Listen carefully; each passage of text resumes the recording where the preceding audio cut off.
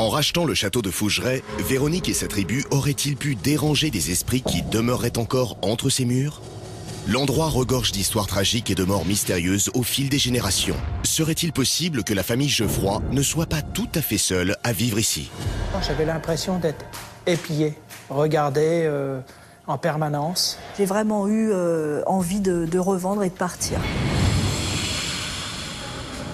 Au cœur de la Vienne se dresse le majestueux château de Fougeray.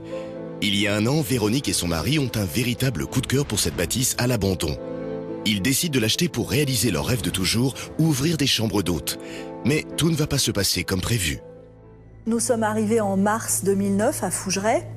On venait d'en faire l'acquisition. Et au début, tout le monde était extrêmement content. Et très rapidement, il y a eu quelques tensions. J'avais l'impression d'être épié, regardé en permanence. Il y avait vraiment une pression dans cette maison. On avait du mal à rester serein. On était triste quand on partait. On n'était vraiment pas bien. Mal à la tête, nausées, etc. Et au début, on a eu du mal à s'en parler entre nous. On comprenait vraiment pas ce qui se passait. Un malaise auquel va rapidement s'ajouter de l'inquiétude. Quand des bruits de pas commencent à résonner dans l'escalier désert, quand des murmures se font entendre au cœur de la nuit. Même le chien de la famille adopte alors un étrange comportement. Le chien, en fait, était assez énervé régulièrement. Lui qui est jamais agressif, là je l'ai vu me montrer les crocs, être vraiment agressif. Et moi, le chien m'a vraiment personnellement mis la pression et m'a presque obligé à penser quelque chose d'irrationnel, ce qui n'était pas tout à fait le cas au début. Très vite, les manifestations se font plus précises. J'étais dans le parc, j'ai senti une présence comme quelqu'un qui m'a tapoté sur l'épaule 3 fois de suite, quoi.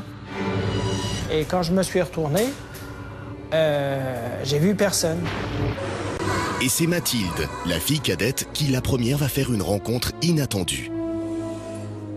Je me pose devant la cheminée pour me reposer un peu de ma journée et truc super bizarre, je ferme les yeux 2 minutes et quand je les réouvre, je vois une dame... je sais pas, la quarantaine, habillée genre années 30, mais super curieux. Le lendemain matin, je me lève tôt, genre vers 7h, je descends, j'étais toute seule, tout le monde dormait. Et j'ai revu cette femme assise en face de moi, devant la cheminée, la même personne, habillée pareil, le même air. J'ai été fixée sur ma chaise et à même essayer de plus faire de bruit avec ma respiration, tellement je stressais, quoi. Plus le temps avançait, plus j'étais absolument persuadée que la maison était déjà habitée et qu'on n'était vraiment pas les bienvenus ici. Véronique veut comprendre. Qui sont ces locataires de l'ombre et que cherchent-ils? Après de nombreuses recherches, elle réussit à trouver d'anciennes photos du château. Sur plusieurs d'entre elles, une jeune femme que Mathilde reconnaît immédiatement comme étant sa mystérieuse apparition. On a peur, bien sûr. Le château de Fougeray serait-il hanté? Sur les conseils d'un ami curieux de ces phénomènes, Véronique tente une ultime expérience. Elle va laisser tourner toute la nuit un magnétophone dans une des pièces les plus énigmatiques du château. Et le lendemain matin, elle pense entendre ça. Là. C'est bon. C'est bon.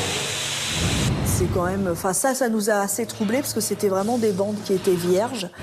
L'enregistrement est sourd, mais Véronique en est convaincue. C'est un des esprits du château qui lui laisse ce message.